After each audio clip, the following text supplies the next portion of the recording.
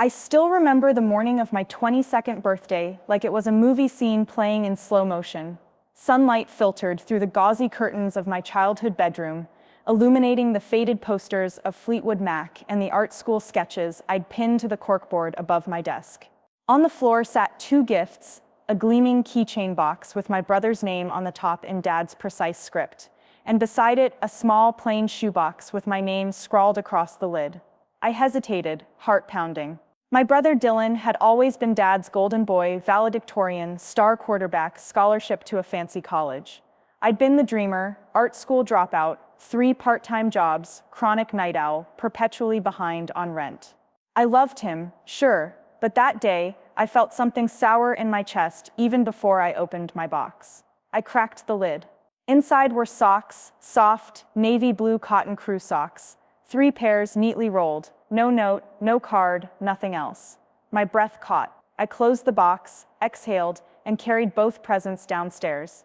Downstairs, the living room smelled like Dad's pot roast and mashed potatoes. Mom and Dad sat on the sofa, Mom in a cheerful floral dress, Dad in his usual khaki pants and crisp white shirt. Dylan lounged in the recliner, phone in hand. The big green SUV, Dad's old company car, now Dad's gift, gleamed through the front window, its hood shining like it had been polished by angels. Mom beamed at me. "Happy birthday, sweetie." Dad cleared his throat, eyes glinting with pride as he handed the keychain box to Dylan.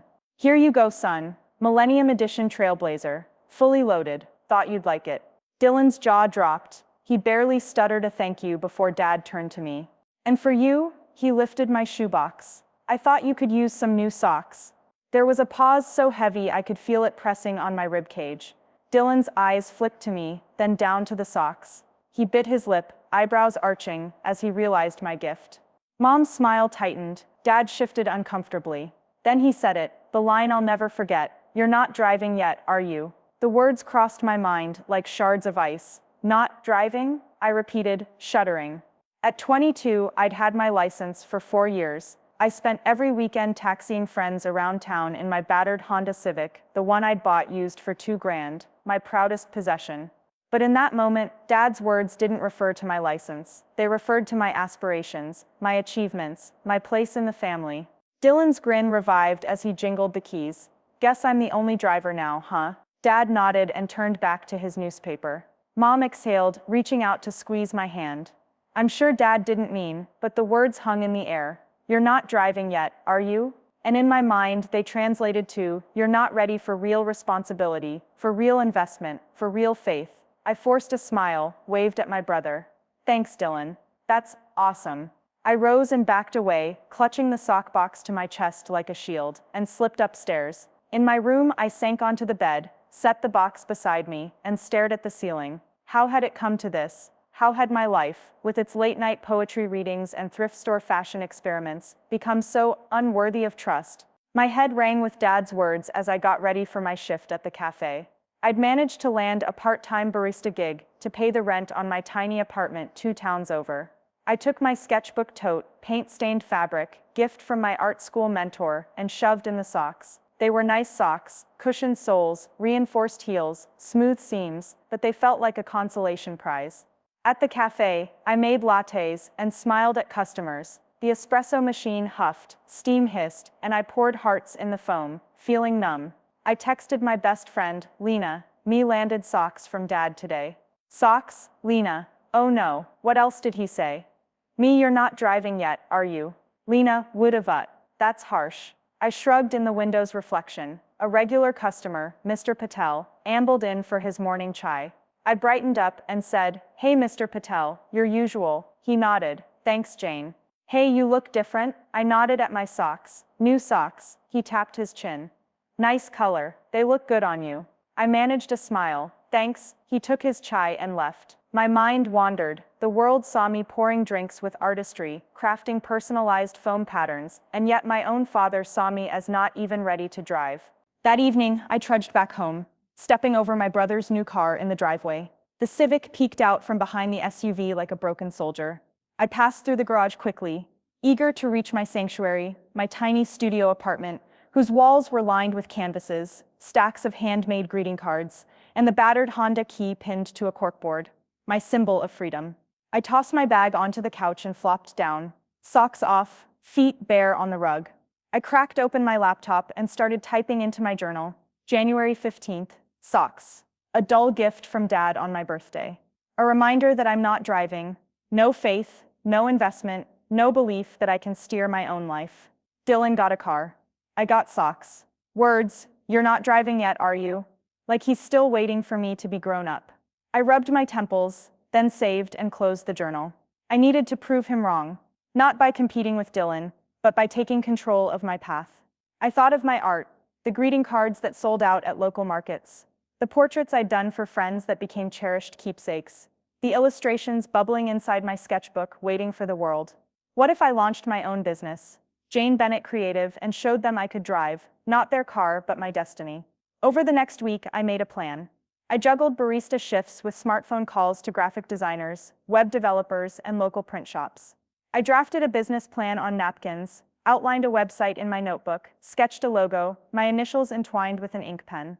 I rehearsed my pitch, high-quality, custom-designed greeting cards and art prints, handcrafted locally, available online and at regional artisan markets. One morning, I woke before dawn and drove my battered Civic to a quiet cafe parking lot. I set up my laptop, sipped black coffee, and registered a domain, janebennettcreative.com. I fired off emails to a local Shopify expert, to a popular art fair director, to a friend who ran a co-working space, asking if I could host a launch party. I posted Instagram stories teasing coming soon, something handmade from the heart. By that afternoon, I had a basic landing page with a subscribe form, a PayPal integration, and 3 teaser images, a watercolor sunrise, a bold typographic thank you, and a pen and ink portrait of an old oak tree. Each image had my signature. I added a tagline, Jane Bennett Creative, designed by heart, delivered with care. That night at 11:59, I hit publish. The page went live with a soft whir of magic. Within the hour, Lena texted, "Whoa, your site looks incredible." My mom emailed at midnight, "Jane, I saw your new site. It's beautiful, love the oak tree. Proud of you." My father replied next morning, "Just saw your page. Those cards look well made. Good luck with your business." I read and reread his email, my heart pounding. No mention of socks, no not driving yet, instead a glimmer of support. The following week, I debuted at the downtown art fair, booth #42. I displayed stacks of greeting cards, framed prints, journal notebooks, with my sketches on the cover. I greeted passers-by, told them, "Hi, I'm Jane Bennett. These are handmade. Each one tells a story." They smiled, browsed, and bought. By midday, half my inventory was gone. By closing, I'd made over $1,200, enough to pay rent and refill supplies. Back in the Civic, I drove home at dusk, clutching the booth's earnings envelope like a trophy. I switched on NPR and let the city lights blur. For the first time in years, I felt in control. That Sunday, I drove my Civic, not Dad's SUV, down the quiet street to my parents' house. I parked in my usual spot, heart thudding, and walked inside. In the living room, Mom knitted on the sofa, and Dad read the newspaper in his recliner. Dylan was at practice, so I had them to myself. I set down a gift bag. Inside, 4 of my new greeting cards and a small framed print of the oak tree. Mom looked up, surprised. "What's this?" I smiled. "I wanted you to have the first ones." I held out the oak print to Dad. "It's one of my illustrations. I'm launching my business next month." He set aside the paper and studied me. "Your own business?" His tone was cautious, but I saw pride flicker in his eyes. I nodded. "Yes, Jane Bennett Creative. I'll sell online, at fairs, in gift shops." My voice steadied as I watched their reactions. "It drives me, Dad." He blinked, and for a moment I saw the father I'd known, encouraging me, cheering me on. He stood and embraced me. "I'm sorry about the socks. They didn't fit the driver you are becoming." Mom hugged me too. "We love you," she said, voice thick. "We believe in you." I exhaled, tears blurring. "Thank you." As I drove home that evening, the Civic felt lighter under me. I had the keys to my own journey, not the ones Dad handed out. I'd proven beyond a pair of socks that I was driving. My own dreams, my own future, full speed ahead. Monday morning dawned, crisp and clear. The early spring air, brisk against my cheeks, as I slid behind the wheel of my trusty Honda Civic. Rather than cruising to the cafe, I steered toward my new studio space, an affordable brick storefront half a mile from my apartment. The open sign swung gently in the breeze. freshly painted in my brand's signature navy and copper. Jane Bennett Creative. Inside, the room smelled like cedar shelves and fresh poster putty. A counter stood ready for point of sale. A small display shelf waited for cards, and across the back wall, I'd pinned up swatches of watercolor backdrops. Today, I was setting the stage for my first studio launch open house, a soft opening for neighbors, early subscribers, and those first art fair customers. I flipped on the lights, arranged a low wooden table with framed prints and stacks of greeting cards, and filled a vase with daffodils. Across the counter, I positioned a guest book and my trusty register setup, iPad, card reader, and a jar of chocolate mint mints. I paused, heart fluttering. This was my moment to show that the girl who once received socks on her birthday had become a small business owner hosting her own event. By 10 a.m., the bell above the door jingled, and my first guest arrived, Mrs. Patel, Mr. Patel's wife from the cafe. She carried a reusable tote. "I saw your flyer at Brew and Bloom," she said, setting down a gift, freshly baked lemon poppy seed muffins. "Congratulations," I beamed. "Thank you. Come in, have a look." She browsed the cards. "Happy birthday." "Thank you. Get well soon," each with pen and ink sketches edged in watercolor. "They're beautiful," she murmured, jotting a note in the guest book. Soon my friend Lena popped in, arms laden with flowers. "Here's a bunny orchid I've been nurturing," she said, setting it on the counter. "Your space needed life." She flung her arms around me. "I'm so proud." At 11 a.m., my family arrived in force. Mom carried blueberry muffins. Dad lugged 2 folding chairs. Emma shoved my brother Dylan, who lingered in the doorway, phone already out. Dylan cleared his throat. "Hey sis, this place looks professional." I smiled. "Thanks, want some coffee?" I pointed to an espresso machine I'd borrowed on consignment from a cafe supply store. Dad set up the chairs. "I'll park the Civic out front," he said. "Give it some street cred." Mom arranged muffins on a tiered display. Emma snapped photos for Instagram. Dylan hovered, then cleared his throat again. "So when do I get cards with my logo on them?" He half smirked. I laughed, handing him a sample. Branded greeting cards, come in Q3. He took it, nodded, and to my surprise, hung it on the corkboard, next to my oak tree print. Before I could process, he tapped his phone. "Love that oak tree. Leaves just right." My jaw unclenched. Dylan paused, then told me quietly, "I'm proud of you. Real proud." The open house wound down around 1 p.m. Neighbors had trickled out. Early customers had made purchases. The guest book brimmed with notes. "So glad you're here. These cards are a joy. Art prints for my home. Thank you." My heart soared with every smile and every small cha-ching of the card reader. That afternoon, I parked myself behind the counter and tallied sales: $650 in cards, $320 in prints, $120 in custom orders, just shy of my break-even target for the month. I smiled at the modest mountain of receipts and turned to find Dylan leaning on the doorway. "I stayed to help clean up," he said, rolling up his sleeves. "Let's make this place shine." Together, we wiped down shelves and restocked displays.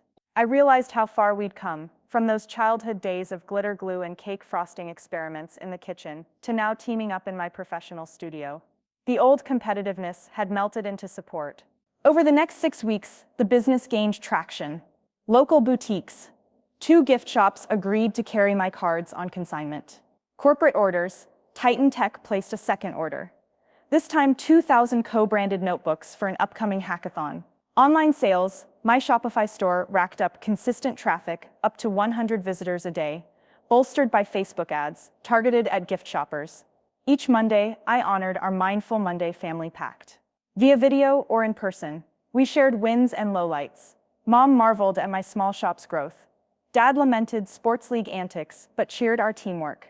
Emma confessed her own detours. Dylan recounted his first deliveries. Those check-ins became my lifeline, ensuring I didn't spiral into old cycles of just one more shift.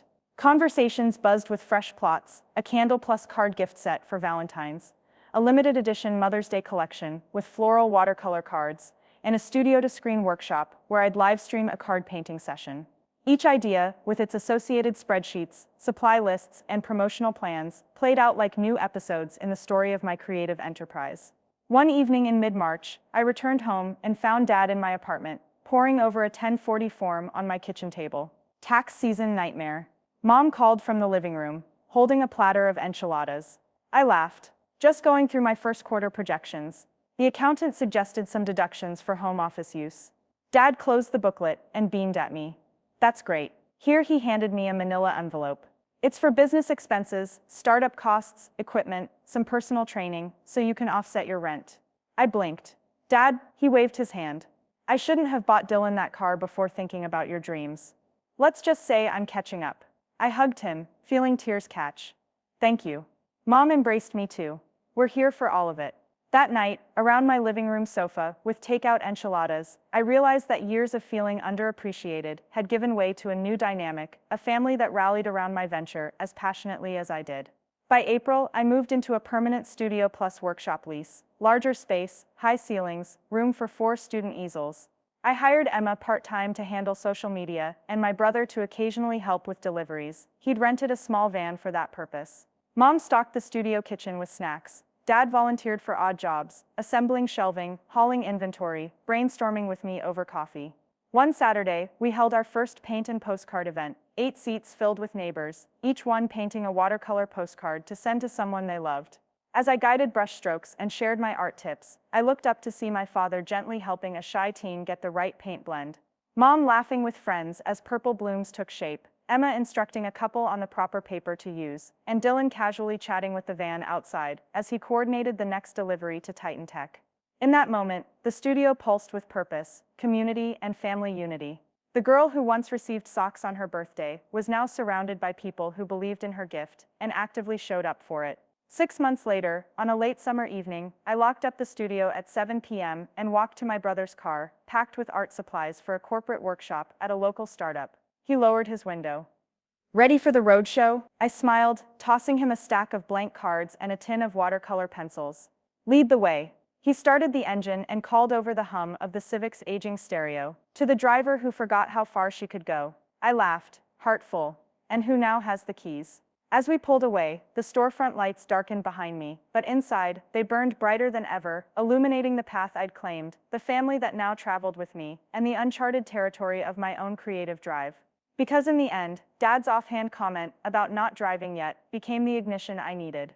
I learned that sometimes the best gifts aren't cars or socks, but the keys to your own potential and the choice to take the wheel.